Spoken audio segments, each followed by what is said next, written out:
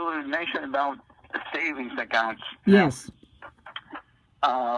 Filipinos who have savings account outside of United States in an amount that exceeds 10,000 in any time of the year should also report that to the IRS. In other words, if you have a bank account that has 10,000 or over at any time during the year, you have to file that. You have to file a form and tell them that you do have that. Wow. So how much would approximately how much would they have to pay if they have, let's say, 300,000 in their savings account because they have retired, they have savings? You mean they have to tell the IRS, and then how much will be taken away from them? No, well, when you report, it's not necessarily that you earn that. Only the interest is taxable. I see. But not, if you keep that there and just withdraw from time to time, the withdrawals are not taxable. The interests are taxable. So what's your approximate on that, Danny, more or less? Oh, 300. Yeah. Even if a person earns 300,000? No, they have savings. I have someone you know what I mean. I will not be asking questions of individuals on this program, but then somebody had intimated that they had made savings and they have a checking or savings account in that particular amount. So they're worried because they're not working anymore. And will they have to file an income tax return? But that's their savings.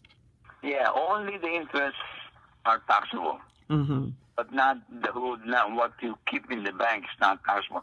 Only the interest that your deposit earns is taxable.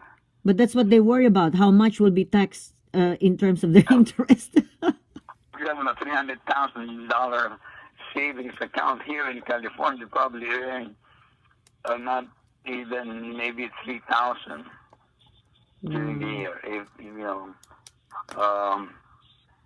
then that they have to report the $3,000 interest that the account earned during the year. They have to report that. And so they will be taxed approximately how much? 3,000. Probably none, because they are entitled to certain exemptions like personal and the automatic itemized deduction. Oh, congratulations to the person that sort of gave that situation. Then they don't have to worry too much, okay? They don't have to worry, but they have to file. Now, the bank will report that to the IRS. Right. Now, Danny, a lot of people are buying these days. They have a lot of expenses. Now, what receipts or documents should they keep until before they file? What are very important documents they have to keep on file? Yeah, well, of course, if you buy a home or house, you have to keep those escrow statements permanently, because you don't know when are you going to dispose of your home. So you have to keep that in a safe place that you could turn to whenever it is necessary. Because when you, for example, you sell your home, then you have to know for how much did you buy it in the first place, so you could determine how much you would be making when you sold the house. Those are important. Those are permanent documents that you have to keep. Otherwise, like expenses for your mortgage insurance, real estate taxes, donations, medical expenses, and others, you just have to keep that to be safe, but for at least 4 years. Yeah. When you say donations, do they keep the receipts that, let's say, they give to Salvation Army, American Red Cross, or other organizations? They keep the receipts and then present them to you, so you can have an itemized list of the donations. Right, that's correct. What about, Danny, if they donated clothes, like material goods, who will approximate the cost? Oh, that's a good question. Like, for example, if you donate clothes or furniture to Goodwill, yes, Salvation Army nor Goodwill will not make an estimate of the value of the items that you are donating. It's up to you. Right. to approximate the value of those items, Mm-hmm. and to be within reasons. For example, if you donated a car, for example, or even furniture, you have to approximate the value of those items. Mm-hmm. Mm-hmm. It, Yeah, and sometimes